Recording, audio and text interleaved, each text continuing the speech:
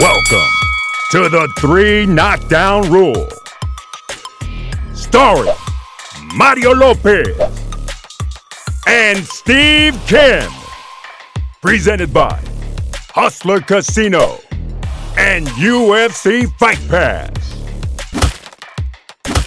Ladies and gentlemen, the 3 Knockdown Rule on UFC Fight Pass is in effect. I'm Steve Kim, joined by the moderator, Mario Lopez. Good job last Thursday. Oh, we have to get into that. Oh, my God. Yeah, shout out to Smoking Tim Frazier here. And Tino on the edits. All right, the bout sheet for this jam-packed show. We talk about Raymond. He was Ford tough till the very end. And joining us on the championship hotline, the legendary Jim Lampley. My man. And then we have Fight Review, Ask Mario, and also Final Flurries. But we want you to know this podcast is sponsored by Hustler Casino, located just 15 minutes from downtown L.A. During the last Monday of the month, if you play No Limit Hold'em, you can win a chance to play on the award-winning live streaming show Hustler Casino Live. The lucky player will be staked $5,000 to play on the live stream. The winning player must stay through the duration of the whole stream. So stop by and play your favorite games at Hustler Casino or check them out online at hustlercasino.com. Round 1.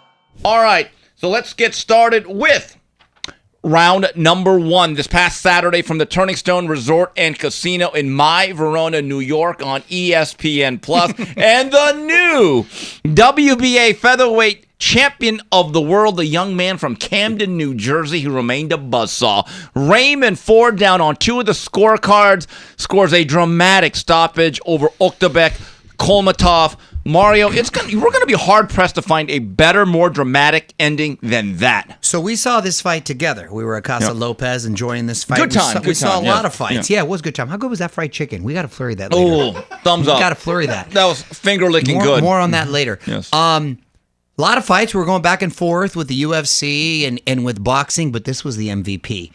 We saw 2 guys in their prime fighting for the vacant title, and they both fought like they wanted it. There was no feeling out rounds. They came out, and they let the leather fly. I got to be honest.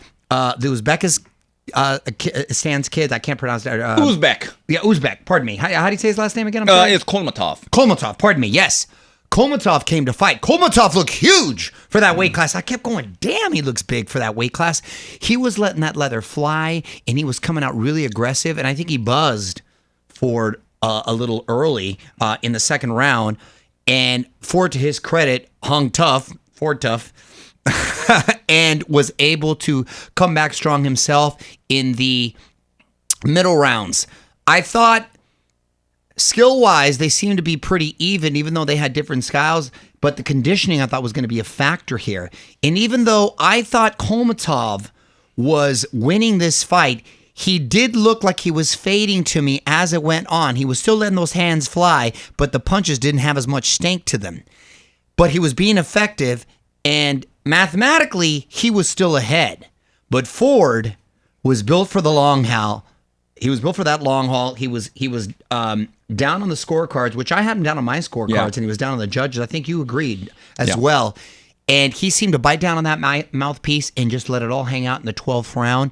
And with 7 seconds left, pulled it off in dramatic fashion. Bravo, and I tip my hat to the kid. Kolmatov, my guy, fought his heart out. Heartbreaking. That's exactly it.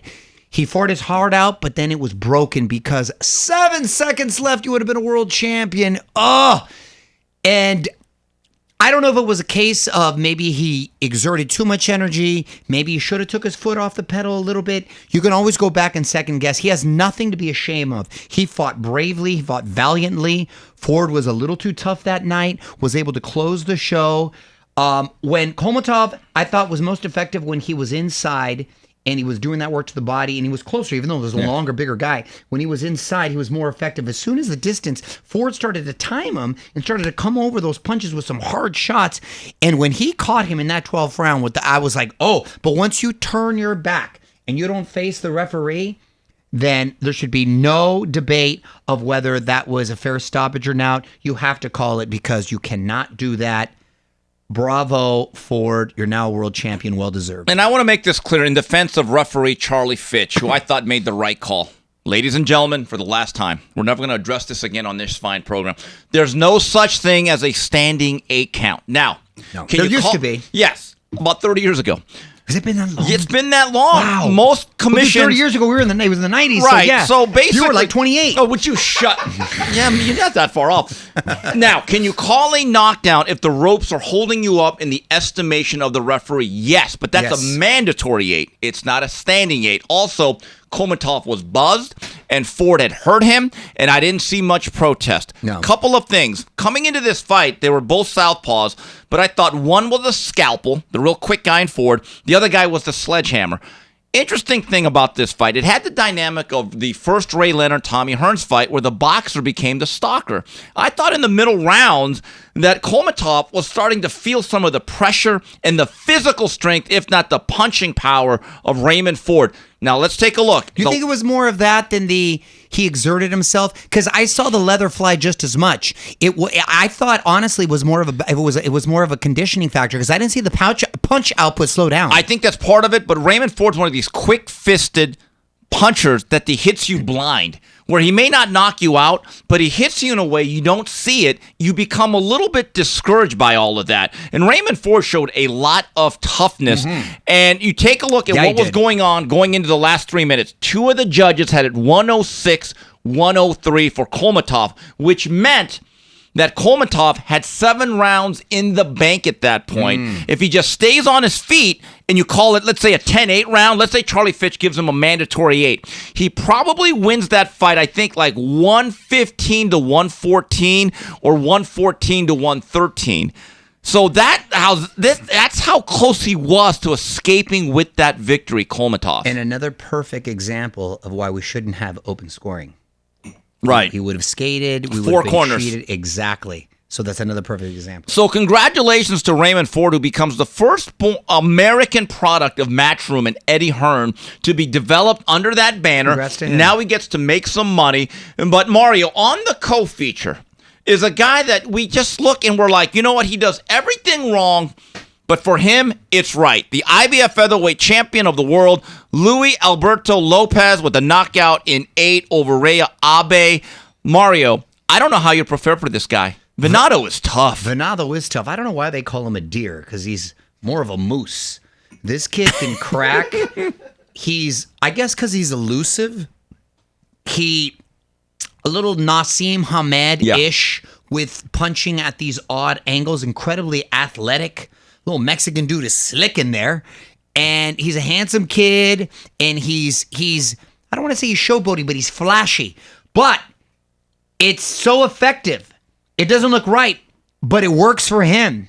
He's a little like Navarrete, where the punches come from odd angles and they don't seem like they're going to connect, but they do. And when they do damage. So these sort of guys, you can't kind of find that sort of sparring. And they're well conditioned. Speaking of condition, they're always well conditioned, and they're tough as hell. And they're relentless. He was like a snowball. Shout out to the Japanese kid because he was tough and he was beaten up by like the second round. But they finally had to call that fight mercifully. Early on, his right eye even got more Asian-y. I mean, wow, it was very noticeable.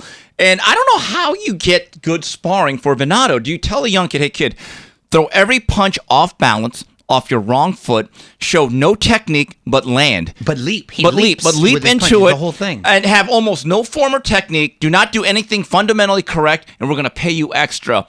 You take a look at the landscape at 126. Here's the belt holders. Venado, Ray Vargas, who fights on Friday, Rafa Espinoza, and Raymond Ford, and a young contender, Bruce Carrington, one of our favorites. Dude, this is a good little weight. This is a good little weight champion. I hope these guys stick around. I know they're all talking about moving up to 130, but here's the thing about a guy like Raymond Ford.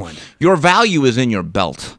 Right. Be very honest about that, okay? You're a very good young fighter. Give me your top 3 in that weight class.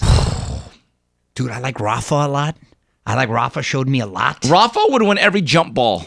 He's the tallest guy. I like Rafa a lot. Yeah. Out of that. And then I'm going Venado for his overall track record. Then maybe Venado. And then Ford's skill and toughness. And then I'm gonna go Ford only because Ford had to pull it out of the bag. That's only because of that. Yeah. And these other guys are a little more resilient. But who's to say that, you never know with these sort of things. But that's a tough, it can go either way with those, right? You know who's waiting in the wings? Inoue.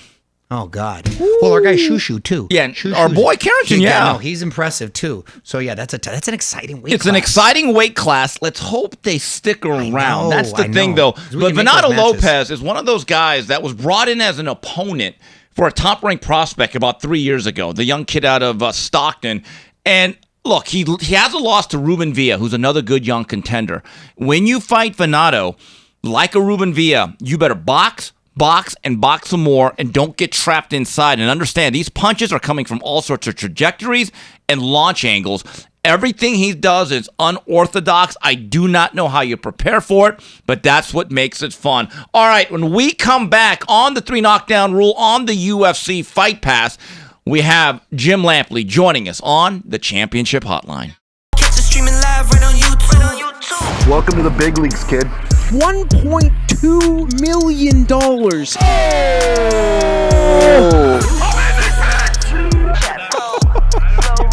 And I'm losing in this fucking game. What the fuck?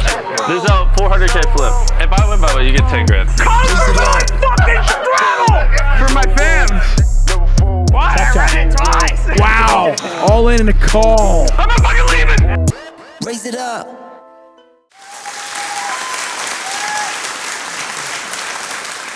And we're back on the 3 Knockdown Rule, and a very special guest joining us on the Championship Hotline. And right now he's working for ppv.com. He will be covering with the live chat Knockout Chaos from the Kingdom Arena in Riyadh, Saudi Arabia. Coverage begins 10 a.m. Pacific, and I'm being told that the main event will be around 3 p.m. Pacific, 6 p.m. Eastern time. Take note of that, Mr. Lopez. Yes, and joining us right now, a very special guest and a friend of the show, the legend, Jim Lampley. Hey, the best in the game. My man. My applause for both of you, and I am indeed a fan of the show. I don't know about legend, but I'm a fan of the show.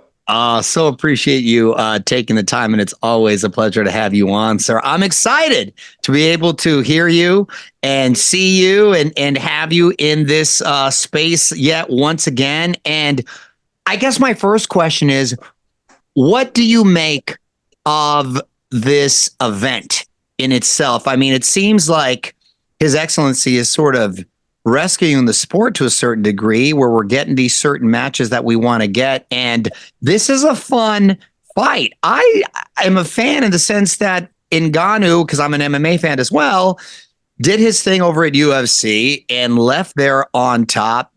Surprised a lot of people with his performance against Tyson Fury, actually dropping him, and now facing Anthony Joshua.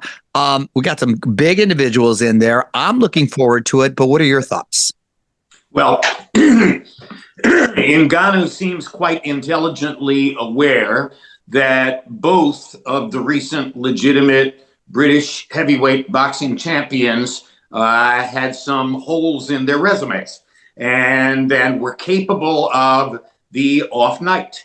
And he certainly managed to get hold of what most of us perceive to be an off night from Fury. And now we'll see if he's going to stumble into one of Joshua's off nights as well. But at the end of the day, Ngannou's a great story on his own. The bio is amazing. The genesis through this whole process is amazing. He's a perfect illustration as to why boxing fans are less and less concerned about whether the opponent is from boxing or MMA. Let's just see a fight. He helped to create an interesting fight against Fury, and there's no reason to believe that he ought to be completely outclassed by Anthony Joshua, given the difficulties that Joshua has had against people who were perceived to be lesser fighters. Take note, Andy Ruiz. Absolutely. And when you just look at just visually, the aesthetics here, you have two guys that look like they're just carved from marble. I mean, Ngannou looks like a superhero with his build, and so does Anthony Joshua. These are what heavyweight champions or heavyweight fighters of this era you think would look like. Now, mind you, he may not have much boxing experience, although he did box a little when he was younger, but he has a lot of fighting experience, and he's one who learns quick on the job, and he's a specimen of an athlete. And Anthony, part of the narrative going in here is how much did he learn in the 10 rounds against Tyson Fury? And how much more aptitude does he now bring to a boxing match than was the case prior to those 10 rounds? I don't know about you, but I didn't think there was any chance that he would do what he did against Fury. And of course, that sets up the logical question: was that great Ngannou? Was it bad Fury? Or was it some of both? And again, Joshua is capable of bad Joshua. We've seen it. He's also capable of great Joshua. And great Joshua could very easily put Ngannou on his back in 2 or 3 rounds, and bad Joshua could possibly lose a decision to him. So, there are a lot of possibilities here. That's what entertainment is all about. We're going to be seeing more and more of these hybrid matchups as MMA gets broader and broader exposure. And again, what a resume. What a personality Ngannou is. Now, keep this in mind with Anthony Joshua, and he mentioned this. This will be his 4th fight in 11 months. And he's saying, I am now in the rhythm. I should have done this more. Jim, let's go back a few months. And you mentioned this fight. Was Fury and Ngannou one of those nights? Just how stunned were you? Because, look, I thought the fight was a novelty act. I thought it'd go no more than 4 rounds. Right. But when he got clipped and he got sent down, were you as stunned as the rest of us?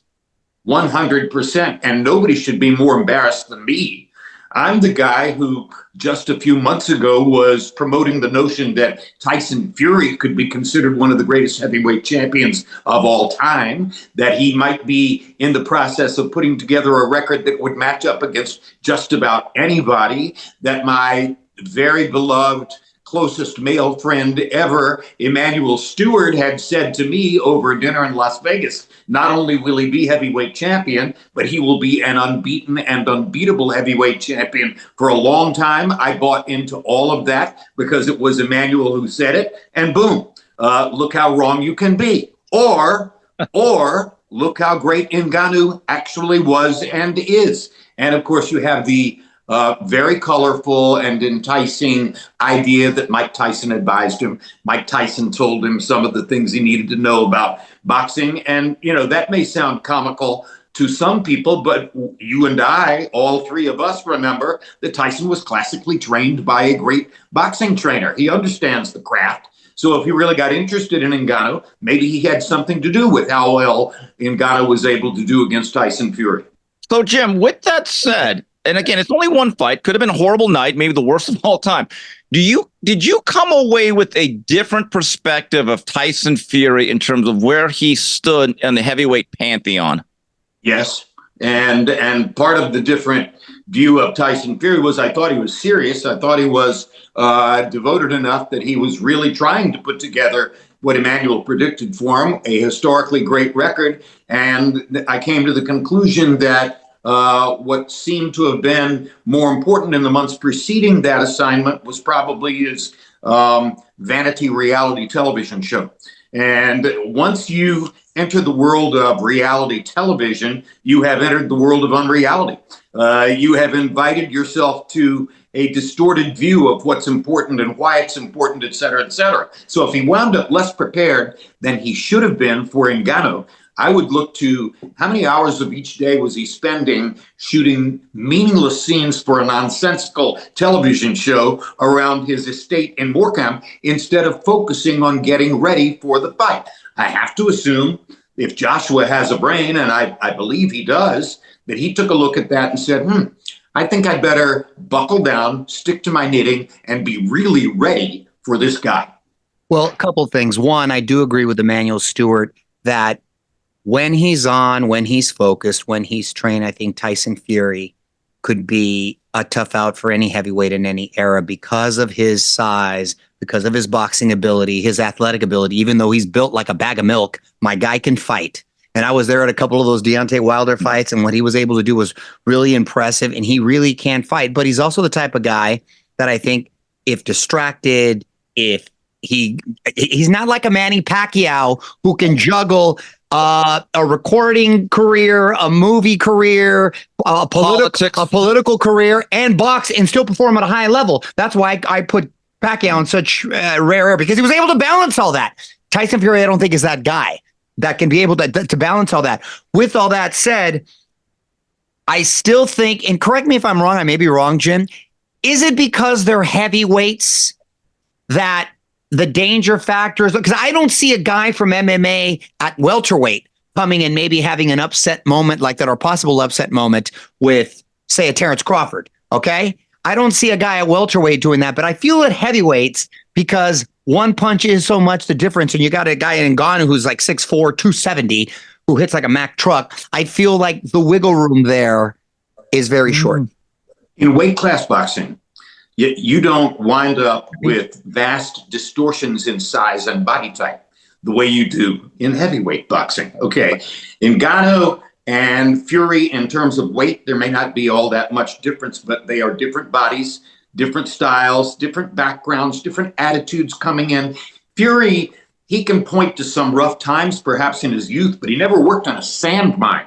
He never had to live on the streets of Paris. He never had to go through the kinds of personal experiences that Ngannou brought into the ring as motivation. I remember the first night I saw Manny Pacquiao. You bring him up. And Manny Pacquiao was a throw-in opponent, a kind of an afterthought against the great Leishanola Ledwaba. And both Larry Merchant and I were convinced that Ledwaba, as immaculately schooled as he was with the talent he showed, had to be the best 122-pound fighter in the world. And Pacquiao threw him away like a used rag.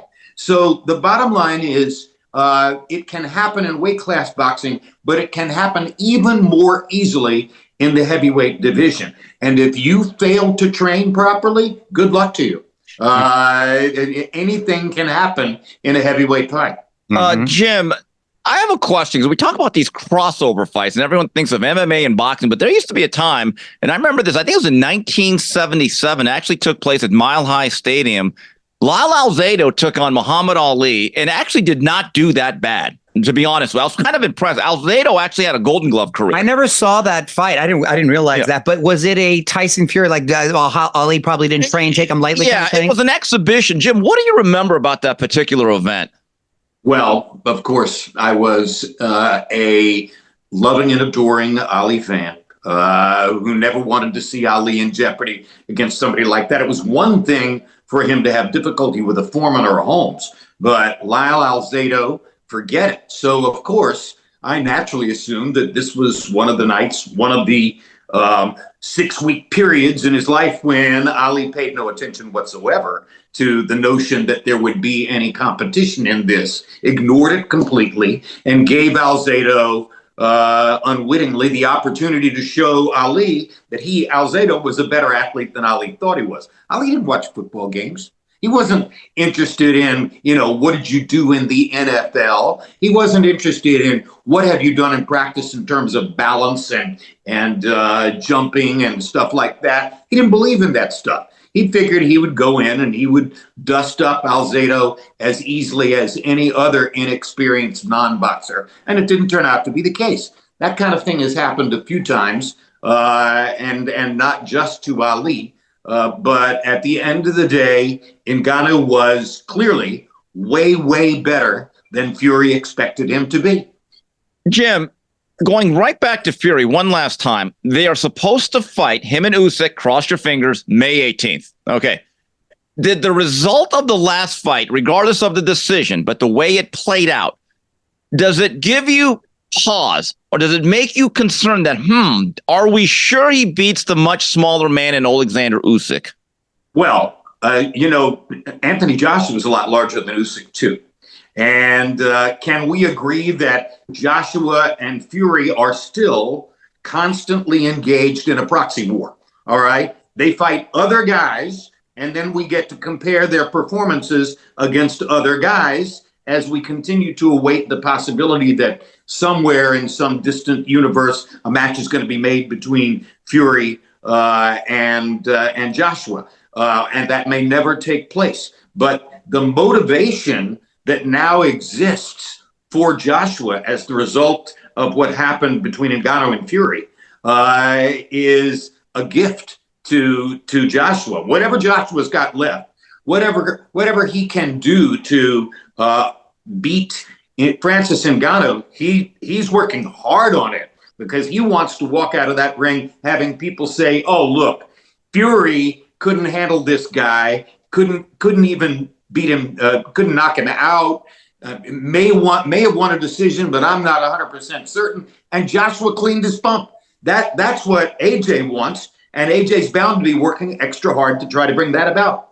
I think we're going to see a very well-prepared AJ. We're going to see an AJ who's been very active. And listen, if Ngannou can look impressive there, then hey, then maybe we're onto something right. And then the proxy war continues. If Fury is getting ready to fight Usyk, knowing that we're all going to be making the same comparison. Usyk outboxed Joshua twice, and now if Fury can go in and outbox Usyk, one up. That's what they're constantly aiming toward. No, you're right. And by the way, I think we will see a very different, well-prepared Fury this time against an Usyk, but that doesn't necessarily mean that we'll see a victorious Fury either, because that's a very intriguing. I'm more intrigued in that fight now based on the result of or the way it played out of the fight with Ngannou and him. And that's the beauty of the event. Right. AJ couldn't have gotten a bigger gift than what happened between Ngannou and Fury. It sets him up for an eye-catching performance if he can produce it. Keep this in mind. When I've seen Fury struggle, and I was there when he fought Otto Wallin, smaller southpaw, Steve Cunningham, career cruiserweight, dumped him on his. Right. I'm just telling you, He sometimes has not struggled against somebody like Ngannou, who's as big as he is and doesn't have the classical boxing training. That's exactly right. So AJ's the logical favorite. Logical, yes, but not but not the guaranteed winner. There's a difference. Jim, look at the boxing landscape in 2024. HBO pulled the plug on boxing. You were there 2018. Several months ago, Showtime shuttered its boxing operations. If I would have told you 7-8 years ago, hey, Jim, neither of you guys is going to be involved in boxing, either network, what would you have told me? I wouldn't have known, or I wouldn't have understood. I still to this day don't understand why HBO isn't doing boxing. I don't understand why Showtime is dumping out. I don't get it. Somebody would have to show me numbers and public opinion surveys and things to try to show me why this is happening. I have a particular warped perception. I've been a boxing fan all my life. I love watching boxing. I don't understand why all this is taking place. I thought Amazon was going to be producing a high-end, very meaningful boxing telecast with high-profile fights, and I haven't seen a single word about it in recent weeks. So your guess is as good as mine, Steve, and yours too, Mario. I don't know. It is bizarre, and I don't know why either, especially when we're littered with so many different channels and live content is king. And this boxing is essentially a movie. And people are willing to pay. And people are willing to pay for each exposure. And all you have to do is achieve a multiple where you have enough people buying the hookup to get you to a level of profit. And it can't be all that huge. I mean, what's the cost? You're going in and shooting a boxing match. It's not the Super Bowl. So I really don't understand the resistance of these entities who have walked away from boxing at a moment when it's verging more and more and more toward the pay-per-view, pay-per-event type, one exposure at a time economic formula, which is very friendly to them. You're exactly right. Well, Hollywood has always been a city of copycats. So if Amazon is able to pull the trigger and they have somewhat success, then you'll see a lot of streamers all of a sudden. I hope they hire Steve Kim and Mario Lopez to call the fights. I would no. That's still your gig. We'll be the studio host. Jim, that's a question I think a lot of people want us to ask you. Jim, let's make this clear. You still want to call fights, don't you? Ringside, World Cup stuff. Nobody has asked me to call a fight since December 8, 2018. So why would I? By what logic would I think to myself, oh, that's going to happen tomorrow? I don't. I'm not saying, oh, I've given up. It's never going to happen again. It's just not worth thinking about. And I did spend a lot of time thinking about it after December 8, 2018, because at that point, I had spent 31 years of my life calling fights. And of course, I thought that I was going to be broke, unable to buy dinner, et cetera, et cetera. That didn't turn out to be the case, thank heaven. But at the end of the day, there's a lot here that I don't understand. And that's just one element. How did March 8th come about? How did what? The March 8th event come about for you? You mean ppv.com? Yes. Correct. Yeah. ppv.com came about for me because Lance Pugmire was working with them doing ppv.com. I believe he was doing the fights alone. Lance Pugmire is a wonderful guy and a really great friend. And we had a discussion about real estate. And during the real estate discussion, he said, hey, would you consider doing live chat on a boxing match? And I said, why not? I can't think of any reason why I wouldn't want to do that. And particularly when he told me the first one he was thinking about was a Canelo Alvarez fight. Last time I looked, Canelo Alvarez was the biggest dollar for dollar attraction in boxing. May still be. But at the end of the day, that was how it came about. And I wasn't looking for anything, wasn't asking for anything. As I've said to a lot of people, in teaching my course here at the University of North Carolina, Communications 490, Evolution of Storytelling in American Electronic News Media, one of the subjects I constantly covered was how transitions in engineering, business, personnel, etc., lead to changes in storytelling. This is a new storytelling medium. This is something that did not exist before they started it, where you text a comment about the fight and the viewer can text you back and answer it, and somebody else is working with you and you're sharing opinions, and it's all in text rather than in voice. It's a new medium, and that's exactly the kind of thing I was teaching my students about in class. So it's, as far as I'm concerned, in my world, it's an accident, but it's also a logical event in the progression of the technological interface between boxing and the various transmission systems which can tell the story. We are joined here by Jim Lampley, who this particular Friday will be working with Kevin Iole, formerly of Yahoo Sports, on ppv.com. In addition to Anthony Joshua, Francis Ngannou, the undercard includes for the WBC featherweight title, Ray Vargas taking on Nick Wrecking Ball, and heavyweight action, Zhilei Zhang, the Big Bang, takes on Joseph Parker. That's going to be. I haven't seen Zhang. I mean, at least I don't think I've seen Zhang. I might have seen him at the Olympics several years ago, but I'm very excited to see who and what Zhang is, because a Chinese heavyweight champion, that would open up a whole new economic frontier. Yes, it would. And he looks to be the real deal, and he's looked impressive in his last couple of outings. I'm excited to see him too. Well, that's a thunderous left hand. Yeah. I mean, he's obliterating people. It's a very interesting possibility. I'm just curious, not to digress too much, because I was just thinking when you were saying you're teaching these courses, man, I would love to take a course from you.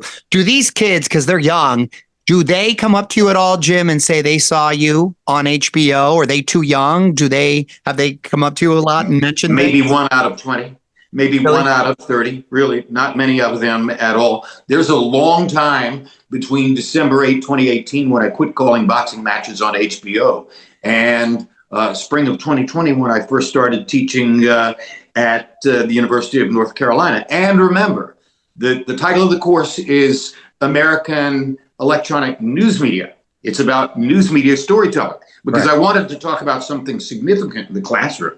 Wanted to talk about something that has political import, social import, et cetera, et cetera. So that's why the course was about news media. And I would have 40 students in my classroom, maybe 2 or 3 of whom had ever seen me on the air.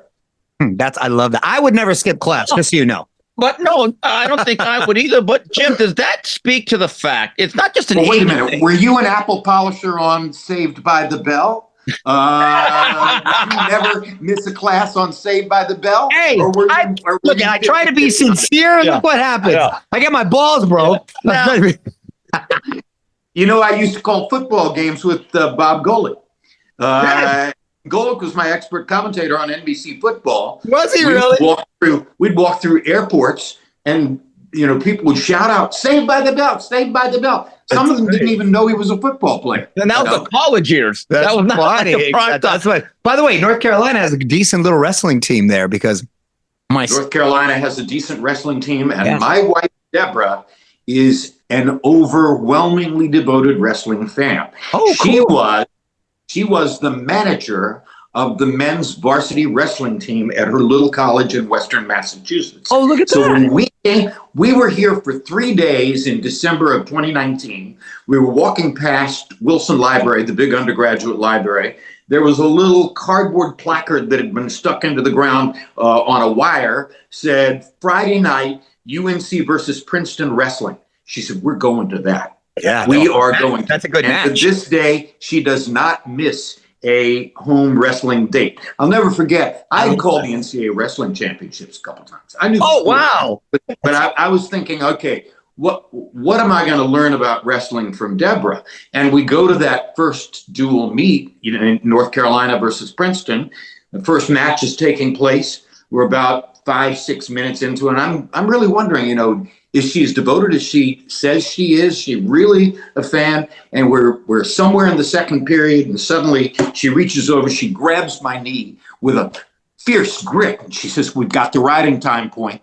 Hey, she knows her stuff. She knows her stuff. She says she is. That's you know who funny. Kenny Mundy is? Absolutely. As a matter of fact, I have a meeting with him because he does this certain show as far as a certain documentary and a show we're going to be talking about. My boys, real quick, are Wrestlers. Are wrestlers, and they're doing really well. So they asked us to come visit over there, and I said, I think that's where Jim Lampley is. Yep. And so a buddy of his that... For any who don't know, Kenny Mundy is an Olympic gold medalist yes. and was a superstar at Oklahoma State. And when we went into that first UNC versus Princeton meet, I learned that Kenny Mundy was an assistant coach here at that time. And he's since gone on to one of those fancy high schools where only athletes in Ohio, but I miss him a lot. Wonderful guy. Yeah, they do more than basketball over there at Chapel Hill. They do. Jim, I cannot help. And when you came on, the first thing that caught my eyes, because I have a great wall of credentials at my office, and they're hung up on like a loop. You have yours plastered on the wall. That's the coolest wall ever. I love that. Does that bring back memories as you just look back? There are 14 Olympics credentials there. There's a Tennessee versus UCLA, September 7, 1974. The first time anybody ever stood on the sidelines of a college football game with a camera and a microphone, because as you probably know, I was the very first sideline reporter. There are various crazy wide worlds on there, like the Wrist Wrestling Championships and the Lumberjacks and all the things I had to do to earn my way up the ladder on the way up. They're all represented back here. They're about 4 or 5 Indianapolis 500 credentials. So this is, if somebody broke into my house, don't tell anybody, you're on the West Coast, but if somebody broke into my house and they were looking around, what is valuable? This is it. But how do you, if God forbid you move, what happens there with the wall? You take the wall? This was the problem. This used to be on the wall in Del Mar in Southern California. Oh, and there so you really take the wall. Two other smaller versions. And we wanted to put this upstairs here on the 3rd floor of my 4-story farmhouse in the office, but it's too big. Nice. So we're in the basement, which was the only place with a wall large enough to accommodate the credential montage. Is there one particular credential that stands out to you? Is there one particular credential that stands out to me? Yeah, Beijing Olympics probably. They were my last Olympics of 14. And worked with really close friends at NBC at that point. That's one. Tennessee versus UCLA, September 7, 1974, the first time I ever worked for a television network after having been chosen out of a talent hunt with 432 candidates, and I was the person that they chose to put on the air. There are many of them that have real meaning and resonance for me. But for me, not for everybody else, because these are my credentials. Mario, it's the worst feeling when you cover an event and you get your credential, you give them your ID, and they hand you a wristband. You're like, the biggest buzzkill. It's almost like you're not there because I get exactly. They're great. That is a total letdown. A wristband is a You're kidding. You're not even selling your event. It's not a real operation. That's why Olympics credentials are so great. They're big. They're laminated. They've got your picture on them. They have some decoration that shows you the culture of where you are. So they're fun. Yeah, I was at the 2000 Olympics, Summer Olympics. I have Olympic pins on mine. That's one I'd never get rid of. And, sometimes I'll be in my office. Now, they face me, the little orange bowl of East LA. And sometimes when I'm doing anything, I'll just look at the credentials and I'll know exactly where I was or how I felt. Like memories just come pouring through. Now, you'll lose yourself for a couple of minutes. Jim, I have one more boxing question for you. In your view, has Inoue and Crawford, have those two clearly separated themselves from the pack in your view when it comes to elite fighters? I thought they had a few months ago, but inactivity or iffy performances rob you of a lot in a short period of time. And I think that a lot of people have now forgotten the way Inoue looked against Spence. What do you mean Crawford? The way Crawford looked against Spence. Excuse me. A lot of people have forgotten that now. Inoue has not fought, to my knowledge, in the United States in the last 4 or 5 fights. He matured to the level in Japan where he could capitalize economically fighting there. And so I think that they have left the way open for a new star. And I believe that new star, if he is treated properly by promoters and television, David Benavidez has a chance to become the biggest boxing star in quite some time and potentially the biggest economic attraction in the history of the sport. Now, that's the thing that ought to occasion you following up. Why would you say David Benavidez should be the biggest economic attraction in the history? That's a bold statement. I will sit that with my answer to that. All right? He's a 168-pound fighter. But when he was 13 or 14 years old, he weighed 235. And he engaged in a personal program, went on a crusade to lose 80 pounds so that he could pursue the possibility of becoming a competitive athlete.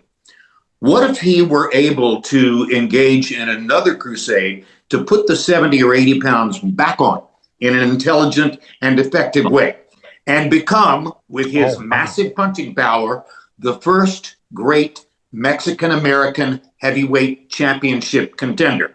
You tell me, Mario, is there a bigger star in the world in terms of economic and societal impact than the first Mexican-American heavyweight championship contender? I don't think so. I think he has horizons in front of him which are incomparable if he wants to pursue them. That's a movie I'd like to see. And listen, I think he's incredibly talented. And he seems to be very grounded now and focused and with his family and anchored. My only concern is he's going up to 175 now with a couple of talented individuals in Artur Beterbiev and Dmitry Bivol. If he should, and now they are getting a little bit older, if he should prove successful, detonate them, explode them, blow them up like what he did to Andre. Right. But that's an easy. That's different. That's different, though. Yeah. These guys are some heavy hand, or at least Beterbiev is a heavy-handed guy. If he's able to do that, then I think it's a strong possibility that the sky's the limit. Well, here I thought he had just moved up to light heavyweight. Jim's has him going up all the way to heavyweight. Jim, before we wrap this up, this is because it's sort of a dream of mine. I developed 2 different drama series projects at HBO, which made it to relatively late stages of consideration, but I never managed to get the pilot on the air, and they were both about a Mexican-American heavyweight contender. Both. All right, I just want to make this clear. It's a subject I've been pushing for a long time. It's going to manifest. And for the record, we have not forgotten about Chris Arreola and Andy Ruiz, but that's a different time, different place. Now, Jim, he said great. Great, yes. He said great. But Jim, we'll leave you. I said great. That's exactly right. I said great. Wait, there's a difference. All right, so we'll leave you with this. Is it clear to you Canelo Alvarez is, whatever word you want to use, being judicious and sidestepping David Benavidez? Sure looks that way, doesn't it? I mean, what could be more obvious about what the audience wants? And if you don't give the audience what they want, then they will begin to back away from you. And for whatever reason, Canelo is not responding to the obvious, and the obvious is that the audience wants Canelo versus Benavidez. Maybe David Morrell will fill the bill.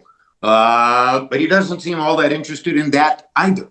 Jamal Charlo, sorry, that's not what the audience wants.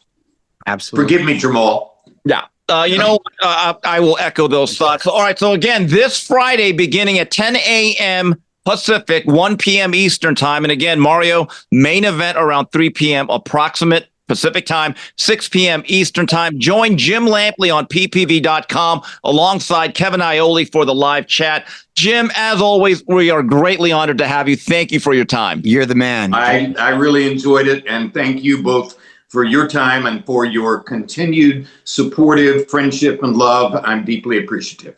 All right, we'll be back with more of the 3 Knockdown Rule on UFC Fight Pass. And we're back on the 3 Knockdown Rule on UFC Fight Pass. We just want to let you know if you'd like to get involved with the 3 Knockdown Rule and sponsor our fine program, we still have some slots available. Please reach out to us by emailing info@boxbid.io. Once again, that's info@boxbid.io. Boxbid.io is an online platform that is launching soon that helps public figures and professionals in the world of boxing get sponsorships. We are proudly working with boxbid.io. Mario, I want to say this about Jim Lampley. I don't know how old he is, but he is still sharp as a razor. His recall is incredible. I was just saying that. He hasn't lost a mile off that fastball. Sharp as a damn tack. Has a ton of energy still and a passion for the sport, which I love. By the way, not just boxing. He's great at all of them, as he'll tell you himself. I'm stunned that a network has not dialed him up and said, they might Jim, be intimidated. I thought about that. You think so? They might be. Why not? Because I think he's the kind of guy that would like to do it just to be there and to be. So I just think they probably think, we can't afford him. Or he'll never say yes. I honestly think that's the case. And by the way, Mario, and talking about his great wall of credentials, his version of it, there's nothing more of a buzzkill. You come to an event, and you go up to the credential line, and then you give your driver's license. You said that while we're talking to him, Kim. But I'm just telling you that I've actually gone to events. Kim's hammered again. And it feels like he's really upset about the credentials. I know. I hate that because I can't hold. You've made that clear twice now. I can't Twice put you up made that clear. wristbands on the wall. I know, you told me twice. It's ridiculous. But anyway, moving on. Review preview. Fight review. So funny. February 24th. This was the week that we missed. Tokyo, Japan. All I could say is bonsai to Junto Nakatani. He's now a 3-division world champion, stopping Alexander Santiago in 6. And the brother of the monster, Tak Inoue, takes care of Jerwin Ancajas in 9 to defend his WBA bantamweight title. And also Kosei Tanaka defends the WBO super flyweight crown against Christian Baka Segura. Mario, Junto Nakatani is now starting to creep up into some pound-for-pound lists. He's only 26 years old, 27-0, 20 knockouts. As I've said, Rudy Hernandez said, Steve, this kid has a high ceiling. Here's what's scary. Rudy Hernandez actually says the best we're going to see of this guy is at 22 and 26. Ooh. Is it too soon to start kind of cooking up on the crock pot a fight, all Japanese battle between him and Inoue? Well, that's what I was just thinking. There's so many fights, though, that can still be made prior to that, but you don't want them to outgrow each other. But, that could be one for the ages, especially for the land of the rising sun. Junto is a absolute blade. I mean, he's tall, he's lanky, he's kind of built like a Nippon version of the praying mantis, and he can beat you from the outside with range. Mm-hmm. Then he chops you up inside with a wide variety of hooks and uppercuts. He's also very, very slick in his own way, and his power is growing. Keep this in mind. He's only 26. If you look at his frame, the one thing about Inoue, most of his body is in his legs. He's got a really good lower part of his body. Pacquiao. He did not skip leg day. Junto has a frame that's very large with the extended torso, and the way he throws punches is almost like a hatchet. And I've seen him in the gym almost grow in front of my eyes in California. He's gone to all sorts of different gyms, and Rudy says, Steve, we're going to take on anybody. How's his English? Non-existent still, to be honest with you. Here's the funny thing Here's the thing. You don't need to know it when you you're don't in the need ring. to know. He speaks the language of boxing. It's funny. Him and Rudy actually... Oh, that's why I was asking. Well, they speak the language of boxing. Yeah. And it is such a cultural thing, though, when you see a Japanese fighter come to America. I know every single time that Junto's supposed to be at the gym, let's say it's always usually 9:30.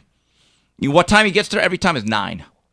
Love that. I mean, that is the Japanese way. I remember one time he went to Panda's gym on 8th Street or near downtown LA. Yeah. He was only 15 minutes early. He came at 9:15, and Rudy joked with him, Junto, you're actually late in being early. You ought to be ashamed of yourself. So that is a different type of mindset. Also, as for Takuma Inoue, this ain't Fredo. It ain't Fredo Corleone. He's actually pretty good. And when I look at the brother combinations in the history of boxing, I'm not saying he's like the Klitschko's. I'm not saying he's like the Mayweather fighting family, the Marquez brothers, 2 guys who are in the Hall of Fame. Sure. I'm not sure that's going to happen.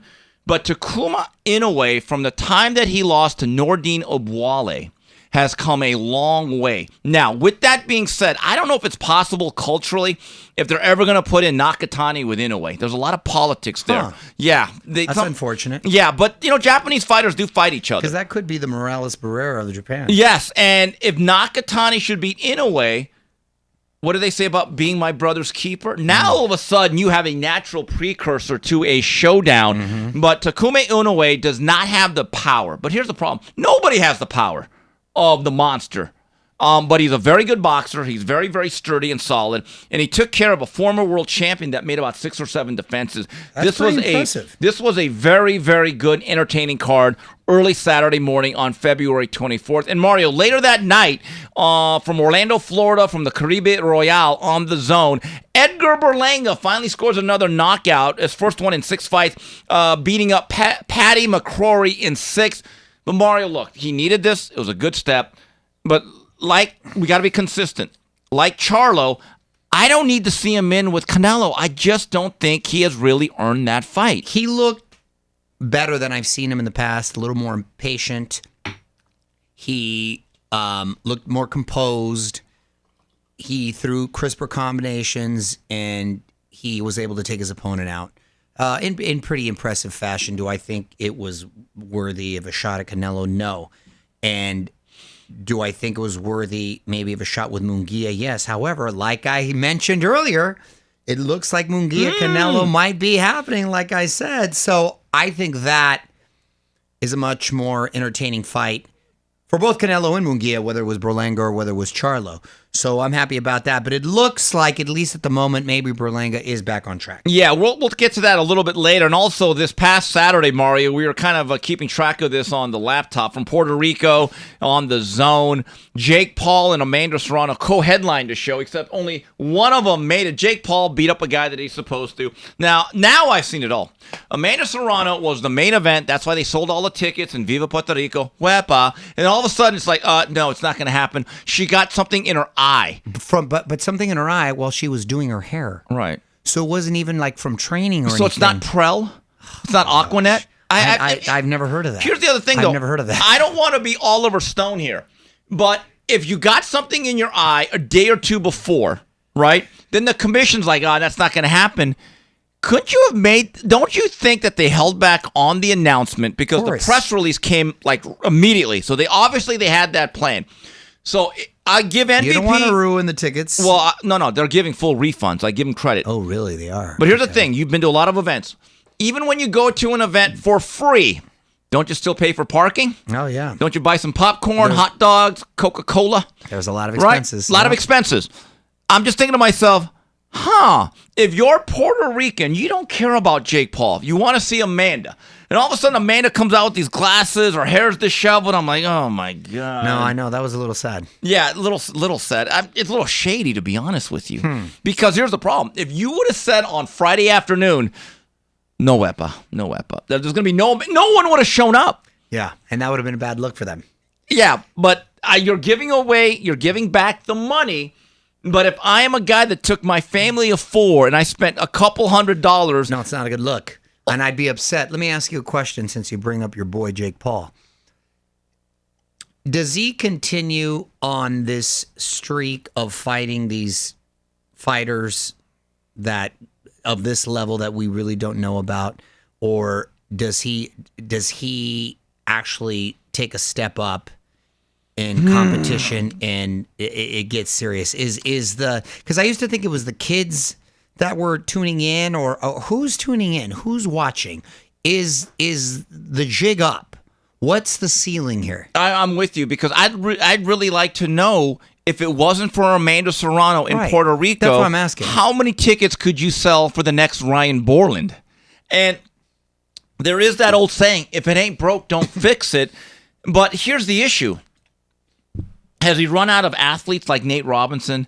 Has he run out of MMA guys that no longer care? That are retired, yeah. Right, that really don't want to fight. They'll take a face plant and they're like, hey, thanks for the check. Right. I don't know. Look, can he beat novices? Yes, he's actually gotten better. But we cannot conflate that with thinking, well, he's actually really good. He's okay. I mean, he beat me up. I'm not trying to get in there. I can't fight out of a wet paper bag.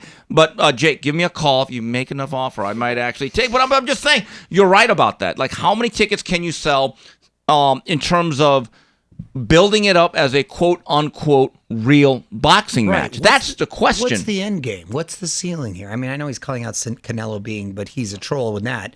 So what's the realistic plan here? That's I was just curious. I don't know if there is one. That's what I'm saying. I really don't. Flying by the seat of our pants. And can I be honest? And if I am an Amanda Serrano fan, I feel a little bit, I don't want to say ripped off because we're giving you back the refund for the tickets.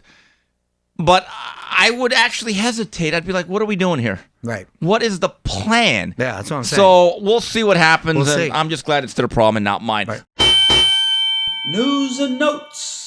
Moving on to news and notes. We talked about this. Mario, last week it looked like Canelo Alvarez was done with the PBC. It'd been a divorce. He's going to go to Matchroom. He's going to fight Jaime Munguia on May 4th in Viva Las Vegas. Well, it looks like he might be back with the PBC. The Empire Strikes Back. I don't know what's going on. All I know is this. We are now less than 2 months away from May 4th.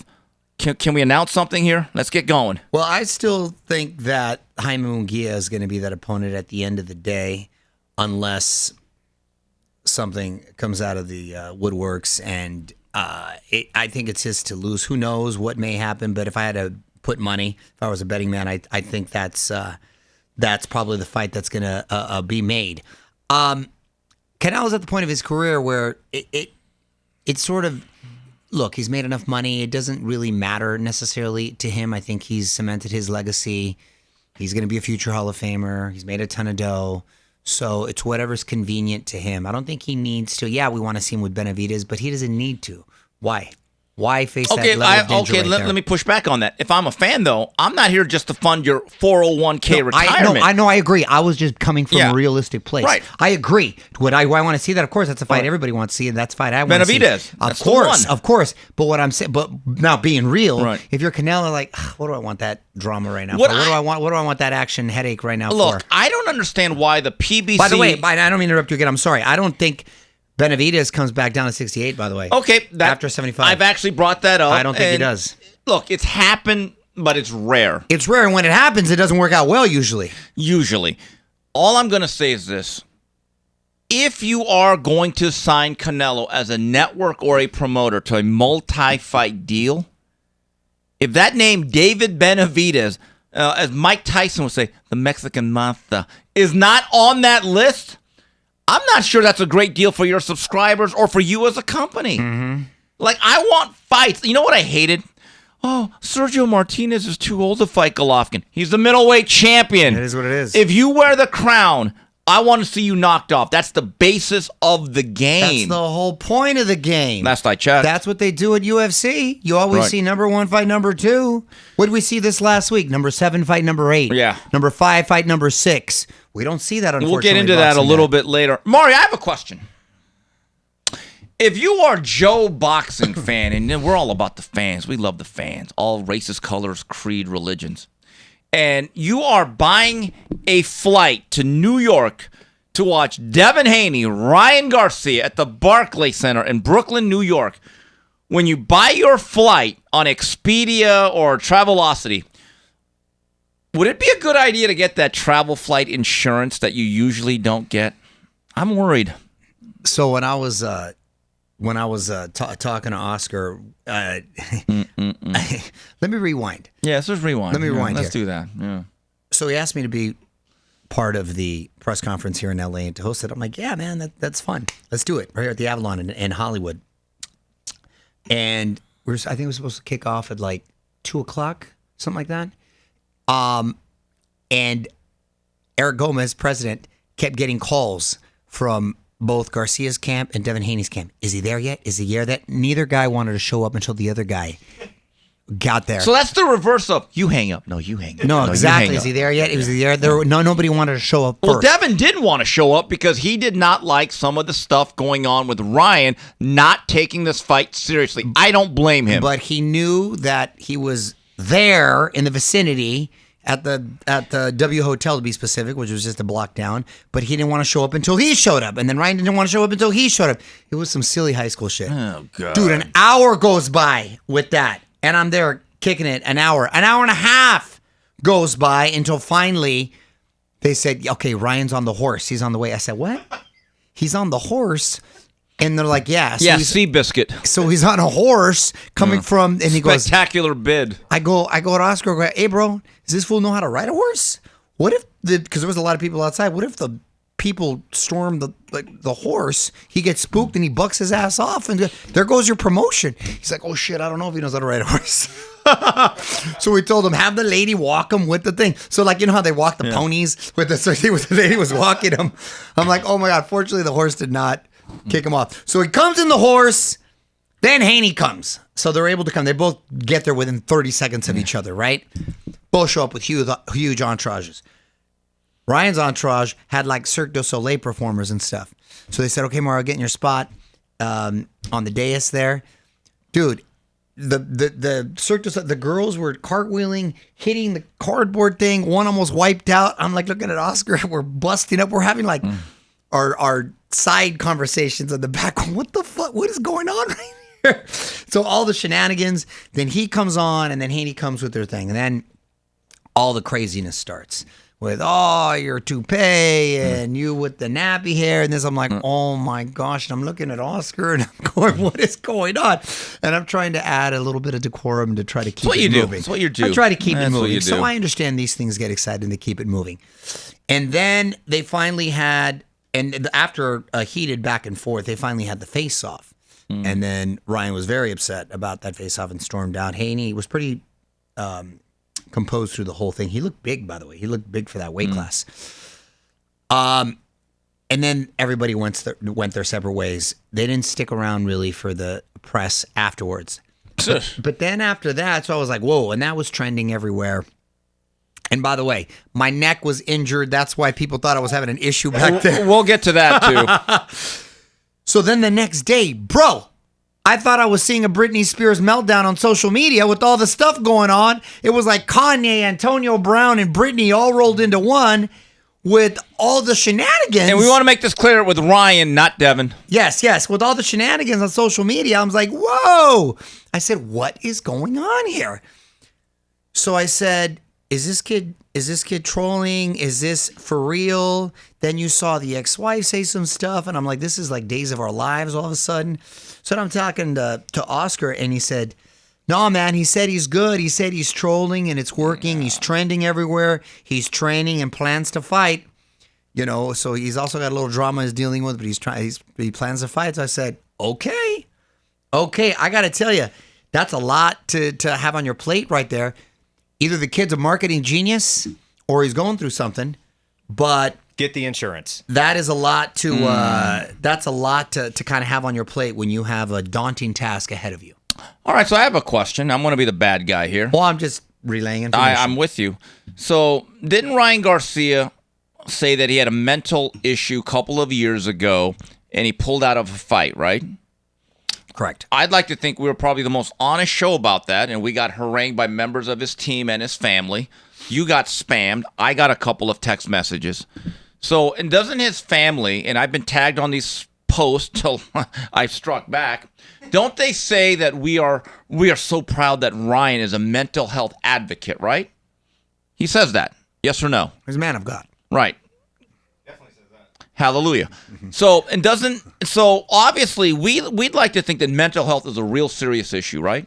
Sure. Okay. So if you're Ryan Garcia and you say you've had mental health issues, you're a mental health advocate, do you believe it is proper, do you believe it is right to quote unquote, for a lack of a better term, act crazy and to put on this show to troll, as everyone is saying, that kind of like enables this behavior, to do this in the name of promoting a fight?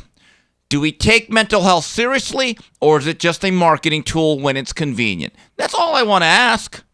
Well, you're looking at it from a very honest, blunt, and cynical view. I was going to say intelligent perspective, if you That's really what I want to do. look at all the layers. But look, we're dealing with young guys here, right? In their 20s. I don't know if they factor all that in. Okay? This generation, specifically his. Yes. I don't know if that's just the way they sort of roll. But these to be days. fair, are they Because, all like that? No. How many other guys are doing this? Dude, he, I think, has this YouTuber social media mentality where a lot of them do this. I'm not making excuses. I'm just saying this is commonplace for a lot of these young guys in this generation, in this space. You know, is he crying wolf? Is this going to catch up with him later? Is it working? Are we going to see huge pay-per-view numbers? All that remains to be seen. I will say, there is a lot of buzz and interest for this fight now, whether it's going to come across, whether it's going to go off. And if it does, people will be tuning in. They will. At the end of the day, though, you have to be prepared to fight. Yes, and I just want to make this clear. We are taping this on March 4th, and it's right around 5:30. As of right now, the fight is still on. Well, he left. He dropped a video this morning, Kim. Yes. Right, saying essentially that he was kidnapped. I can't get a hold of my account. I'm locked out. And meanwhile, I'm like, well, how'd you get on your Twitter account? I'm like, my God, was he Harry Houdini? He's been tweeting all day. Yeah, he's been tweeting all day. And like he himself said, as of right now, the fight's on. Okay. So here's the other thing. Look, if I was his father, his trainer, his advisor, I would say, look, we're putting this phone away. We're putting this phone away. We're not going to touch it. He can't function without it. Well, that's the thing. I think a lot of those kids can't in that generation. But we would put it away. We are going to Dallas. We are focusing. He needs that more than oxygen, really. You're going to take away Ryan Garcia's phone. During camp, I am. During camp, you got to. You're going up against Devin Haney. That's half his living. That is half his living. It can resume in 6 weeks or however far. 6 weeks? However far we are from the fight. What is it, 2 months? However far you we must hate this kid. Come on, this man. Kid has issues. Here's the other thing. Listen, I want for the sport, this event to go on, and for it to be a success. It's better for all of us, right? In my view, there has already been internal discussions about, do we need to go on? I think Golden Boy is in a catch-22. If you continue on with this event, you might be putting more good money into bad, and you might take losses. Let's say in 2 weeks, after you've already spent more marketing money, more advertising, the kid says, I can't do it. Okay, here's the problem. If you go on with the event and Ryan gets absolutely shellacked, you know what people are going to say? Oh, my God, they didn't care about his good health, and they just exploited him. But then you cash out. You're not worried about those people. Look, who was on the dais was Barboza, Arnold Barboza. He said he's ready, God forbid, to come out. Now, obviously, it's already been worked out. He's in the bullpen. He's in the bullpen. Good little fighter. Not the event it would be at that level, but a good little fighter, a good little backup.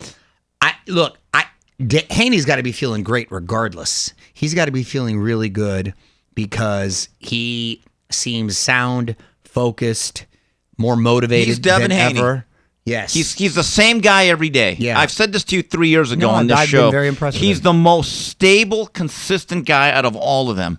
Okay. Here's my question, though. If you are Ryan Garcia and you this is why I was going this direction. You grew up around a lot of child actors. You were one. You came out relatively unscathed. I don't know what you went through. What you mean relatively? I don't know. Why relatively, bitch? Well, I don't know. I'm hearing the stories about Meek Mill, and I'm like, I don't know what's going on in that industry. Meek Mill? No, but the hell? Mario, didn't you meet kids? I was unscathed, fool. Okay, you were completely unscathed. Yes. You came out like a Mercedes-Benz through a car wash, That's like exactly clean. it. You had the armor all of the turtle A wax. couple girls that got upset. Other than that, Okay, that's fine. no, I didn't say that. No You baby did. mamas. No Right. baby mamas. Okay, thank that God. is, you know what? That's clean as a whistle. That is clean. But didn't you see some of your peers get caught up? Because I believe that Ryan Garcia is a cautionary tale of what happens when the intoxication of fame, social media, and clout chasing, where this fantasy world that you create and the delusion that you live in starts to become your reality. Right, and women. Add women in that mix. Right, add that women. makes it dangerous. No, but he's dating a nice, wholesome OnlyFans girl, which is nice. It's nothing serious, according to him. Although he did propose to her a couple days ago. Hey, I hope it works out. My guy's got to have a little more awareness. Gosh, if he was it's almost like I want to take my arm under. And why would you want to deal with that? I've got enough few kids. Yeah, why would you want to deal? If I were you, I'd stay away. No. I'm not. It's not my place. Right. I'm just saying on the outside, Thankfully. it's like you wish I got like my man. You got to listen to me. Right. You got to listen to me. You got to keep it straight. You got to keep your head on. Stay focused, kid. Don't get distracted. Don't let Haven't him you get done your that head. before, though? You've had those talks with them. Well, no, that was initially way back, and he listened, and then some other people got in his ear, and I pulled back, and whatever is history. But look, the problem is, Kim, you need to have the infrastructure there of a solid mom and dad, and someone who's going to kick your ass and keep you in check. You mean ones that don't use you as the ATM? Okay, keep going. I was said blessed. that. I was blessed with great parents that kept me in line. I was scared of my dad. Yes to or be no? They honest kept with their you. jobs, didn't they? Basically. Yeah, my dad worked for the city. My There mom you worked go. for the phone company. There you go. And so it was a huge difference. But I was like too scared to want to do anything for fear of consequences of the old man. Your dad would still beat you up, right, or whip your ass once in a while, right? Yeah, growing up all the time. What you talking about? That's great. So then, me too. Oh my So god. my mom, by the way, was the one that usually put my. Yeah. I had to really mess up Right. to get my dad. My point is, I think that was key, and I hated it growing up. But then now I look back You're and thankful, aren't you? Absolutely, Same with me. Absolutely. So if you don't have that, and you just have hangers-on and people that are in your ear and have an agenda, and enabler, shit's gonna go haywire. Right, that's quick. why I'm honest. It's like, do I really care? I care as much. I don't want him to die. I have no ill will towards him, but I'm also realistic. He's not going to listen to me, and it's not my job to be concerned. My job is to cover boxing, and I'll just say this. After this segment, me and you will probably both be bombarded with emails, text messages complaining about what we just said, but I stand by it. I don't think we said anything inappropriate. And listen, look at take Oscar, for example, who he wants to emulate, right? But the talent level, I think, the disparity. Why did Oscar stay in a straight line? His old man was a fucking hardcore dude. Yeah. He was scared of his old man, and his old man kept him straight. And his mom until she passed, but his old man stayed in that road. You need someone, especially when you're growing up, and especially when you're a young man, to guide you more than ever, especially when you start getting success. And Mario, just to wrap this up, today's generation, it's not all of them, but you're right. And I've spoken about this with some of my colleagues like Doug Fisher. Today's generation is different. They're a little bit more sensitive. Like Jared Anderson, who led police. They're a lot more sensitive. Yeah, a lot. I don't know if these kids but it's are not soft. all of them. No, but I think this whole generation, I don't know if they're soft or I was just abused because what's going on? I mean, Jared Anderson led police on a high-speed chase on Saturday. It's the second run-in with the law in about 3 months.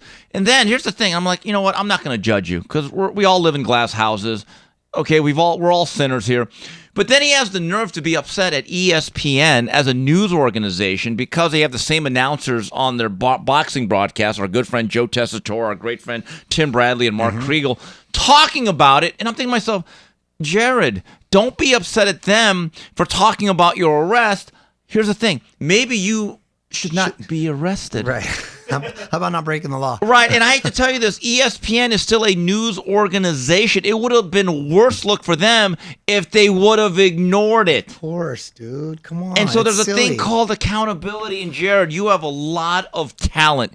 You're the best pure American heavyweight I have seen at this level since Riddick Big Daddy Bo. I stand by that. But the last year or so, I'm kind of thinking to myself, I don't know if this guy's solid, stable, and reliable. Right now, he's more the big problem than Big Baby. Final flurries. You know what? We've gone on. Let's go to Final Flurries. Mario, You're banged up. You are playing hurt like a soldier. You're like Mexican Cal Ripken. You are still showing up to the job.